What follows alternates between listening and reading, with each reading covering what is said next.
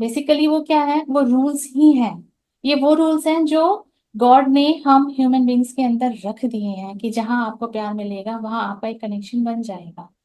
इसी तरीके से कुछ रूल्स के ऊपर ही एक देश चलता है। कॉन्स्टिट्यूशन है, लॉ एंड ऑर्डर है, पुलिस है, कानून है, अदालत है, ये सब है। अगर ये सब ना हो तो एक देश भी नहीं टिक पाएगा, सब बिखर जाएंगे।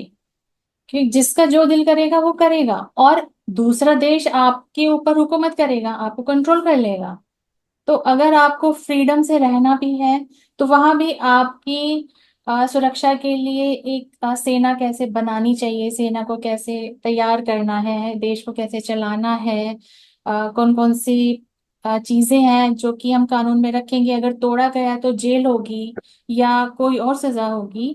अगर ये सब व्यवस्था ना रखी जाए तो सही जैसे कहना चाहिए कि इंसानों के तरीके से हम नहीं रह पाएंगे, जानवर बन जाएंगे, जिसका जो दिल किया उसने वो किया।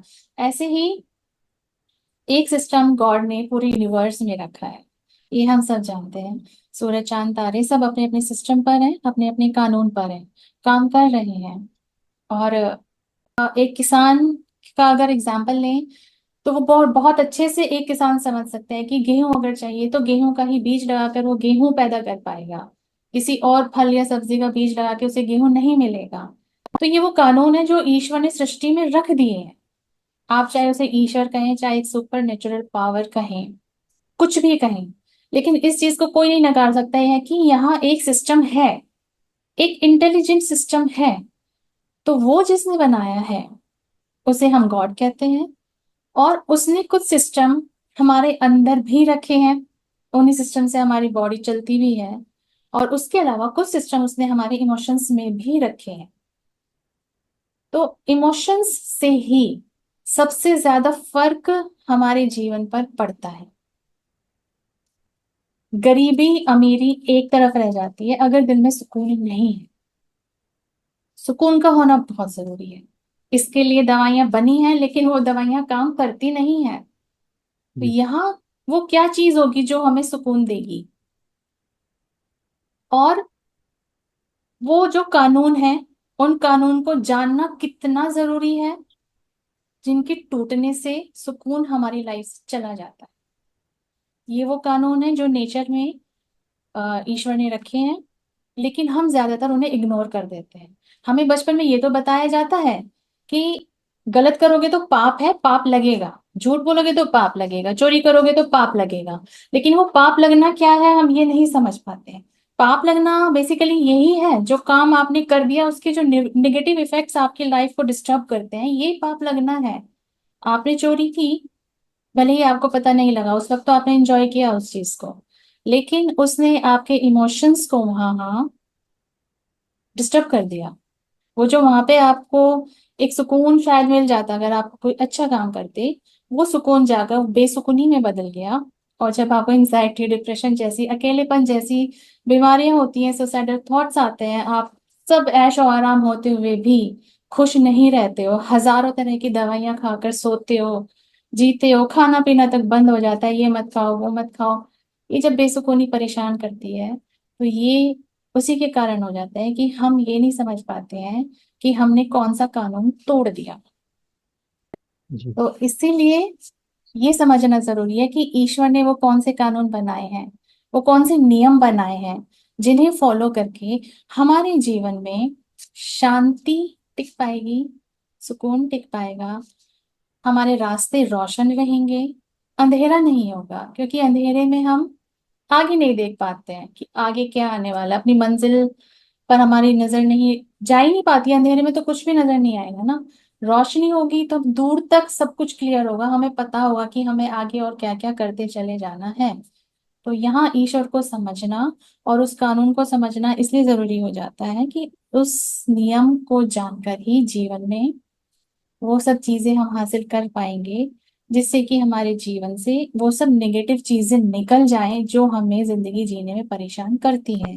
ले गई। यहाँ जरूरी है, यहाँ जरूरी है ईश्वर से कनेक्शन बनाना। वो कनेक्शन कैसे बनेगा? वो वैसे ही बनेगा जो नियम उसने बनाए हैं उन्हें ना तोड़े। और वो नियम जानना हमारे लिए बहुत जरूरी है। तो आप गौरव बताएंगे कि वो नियम क्या है। तो सिमिलरली जब आप पूरे दिन काम कर रहे हैं तो आपका जो ब्रेन है, जिसमें इतनी सारी इंफॉर्मेशन जाके वो भर गई है, अब वो हैंडल नहीं कर पा रहा, तो आपको ब्रेक लेने की जरूरत है। तो ईश्वर ने बोला था कि सुबह दोपहर शाम जो है ईश्वर को याद करो। तो वो आपको ऑटोमेटिक ब्रेक होता है। क्या करते आप याद? तो आप उसको ध्यान करते, मेडिटेट करते। और ये चीजें तो हमने करनी छोड़ दी।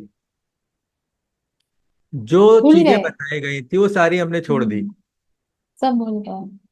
आप देखिए, इंसान को ईश्वर ने एक कानून के तहत बनाया। तो हम्म। इंसान को देख के रोबोट बना दिए गए। इंसान की आंखों को देख के कैमरा बना लिया गया। इंसान के ब्रेन को देख के कंप्यूटर बना लिए गए। हम्म। लेकिन इंसान को जो लॉस फॉलो करने वो किसी ने नहीं बताए। या तो लोग बताना नहीं चाहते या लोगों को पता ही नहीं। जो कि हमारे पहले की जनरेशन्स को बहुत अच्छे से पता होते थे। आज इतनी बीमारियां हमारे सामने आ रही है जो साइकोसोमेटिक डिजीजेज हैं, वो पहले नहीं होती थी। तो ईश्वर से जुड़ना इसलिए भी जरूरी है, उसको जानना इसलिए जरूरी है, क्योंकि आपका सक्सेसफुल होना, आपका उत्थान जो है, वो डिपेंड करता है जो लॉज रखे गए हैं आपके लिए।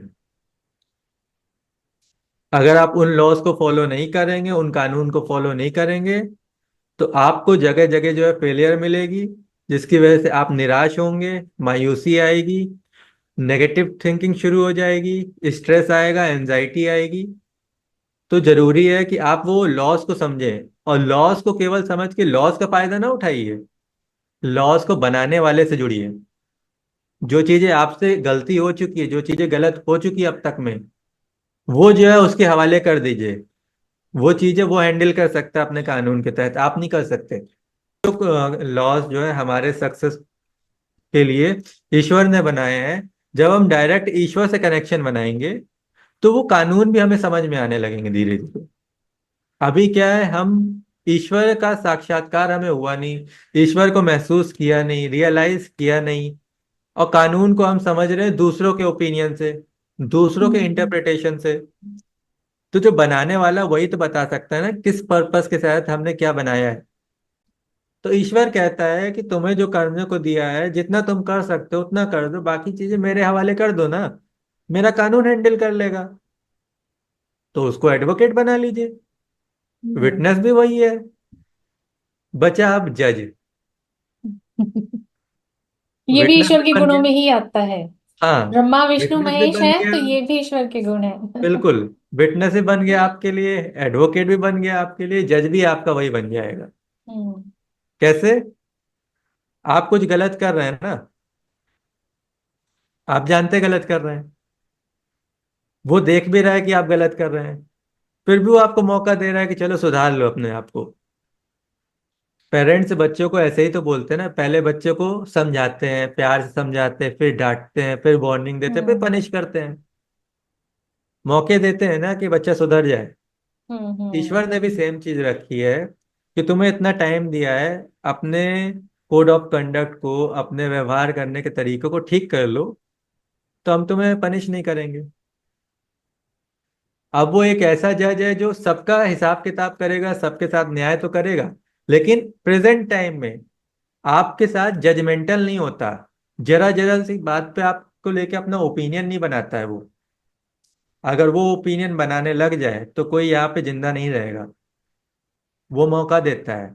वो आपकी बिल्कुल। इंटेंशन समझता है, आपकी सिचुएशंस क्या है वो समझता है। अगर आप शराब पीना हम्म। शुरू कर दे तो किन सिचुएशन में आके आपने पीना शुरू किया वो भी समझता है।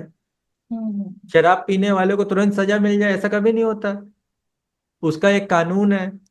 शराब पीने से पहली बार में ही कैंसर हो जाए या पहली बार में कोई बीमारी हो जाए ऐसा भी नहीं होता।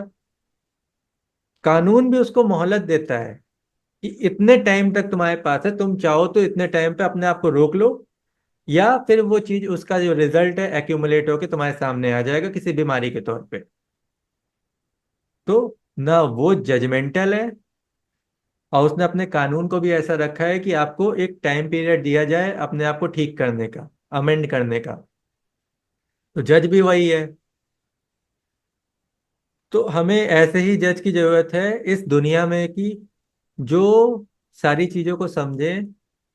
और केवल ऐसा नहीं है कि केवल एविडेंस के आधार पर, ये भी पता लगाने की जरूरत होती है कि सामने वाले का इंटेंशन क्या है। कई बार इंटेंशन जो है सामने आ जाते हैं इन्वेस्टिगेशन पे, और कई बार इंटेंशन सामने नहीं आते। तो जब किसी एक्यूज्ड को लाया जाता है, अगर वो क्राइम केस से रिलेटेड या किसी अदर केस से रिलेटेड है, तो जज ये बोलता है कि ये प्रूव करो कि इसका इंटेंशन था, इसका क्या मोटिव था। तो ईश्वर भी कहता है कि अगर तुम्हारा इंटेंशन अच्छा होगा तो मेरा कानून तुम्हारे साथ रहेगा, और अगर तुम्हारा इंटेंशन गलत है तो मेरा कानून तुम्हारे खिलाफ रहेगा। अब किसी के अंदर बदला लेने की भावना है, तो बदला लेने की भावना से वो कुछ अपने जीवन में करना चाहता है, तो वो तो नहीं कर पाएगा कभी। लेकिन जिससे बदला लेना चाहता था, उसके लिए सोच सोच के अपने आप को हार्म कर रहा है, अपनी बॉडी की एसिडिटी बढ़ा रहा है, बॉडी में कई तरह की बीमारियां पैदा होने लग रही हैं, और सामने वाला अपना पूरा बेस्ट दे रहा है, उसको इससे कोई फर्क परवाह नहीं कि तुम क्या सोच रहे हो। तो कानून तो उसी के अगेंस्ट चला गया ना। ये कानून समझने की जरूरत है। हाँ। अगला पॉइंट है क्यों जुड़ना जरूरी है, क्योंकि आज के टाइम पे हर कोई या तो किसी चीज को लेके दुखी है, जो उसके पास्ट में कुछ ऐसा इवेंट हो गया, कुछ ऐसी सिचुएशंस आ गई जो उसके एक्सपेक्टेशन के बिल्कुल अपोजिट थी, और उसके लिए बिल्कुल ही नेगेटिव हो गई। अब उसको लेके या तो दुखी है, या फ्यूचर में उसने कुछ प्लान बनाए हैं, कुछ गोल डिसाइड किए हैं, उसको लेके वो परेशान है, डर रहा है। आज दो चीजें हमारे लिए बहुत कॉमन है। एक ये है कि वो एनजाइटी होने लगी है, क्या होगा इसको सोच के ओवर थिंकिंग आ रही है। दूसरा है डिप्रेशन, कोई चीज हो गई है, अब उसको हम छोड़ नहीं पा रहे, लेट गो नहीं कर पा रहे। तो इसकी वजह से क्या होता है कि बहुत सारी बीमारियां आती हैं हमारे अंदर। बीमारियों में कुछ मेंटल इश्यूज होते हैं जो आपके माइंडसेट को अफेक्ट करते हैं, जैसे ओवर थिंकिंग, एनजाइटी, बहुत ज्यादा नेगेटिव थॉट्स का आना, कई बार सुसाइडल थॉट्स भी आते हैं, पैनिक अटैक होने लगा है। और कई बार बीमारियां ऐसी जो हमारी बॉडी पे दिखने लगी हैं, वो हाइपरटेंशन, बीपी का बढ़ हम्म। जाना, डायबिटीज हो जाना, हार्ट अटैक आ जाना। ये सारी चीजें, ये सारी बीमारियां जो, चाहे वो मेंटल इश्यूज हो चाहे फिजिकल हो, ये आप 2 से 3 पीढ़ी अगर हम ऊपर जाते हैं ना, तो उनके साथ ये सब नहीं थी। हाँ, वो सब नहीं जुड़ रहे थे इस सबसे। वो सब हेल्दी लाइफ जीते थे, उनका लाइफ स्टाइल भी हम्म। हेल्दी होता था। ये हमारे साथ ही एकदम से आई हैं। तो अगर हम चाहते हैं कि इन सब चीजों से निकल जाएं, तो भी जरूरी है कि हम किसी एक के साथ ऐसे जुड़ जाए जो हर तरह से हमें सपोर्ट करे, जो हमेशा मेरे साथ रहे, हमें धोखा न दे, जिस पे भरोसा हम्म। करके हमें पछतावा ना हो। तो इसलिए भी जुड़ना हमें ईश्वर से बहुत जरूरी है।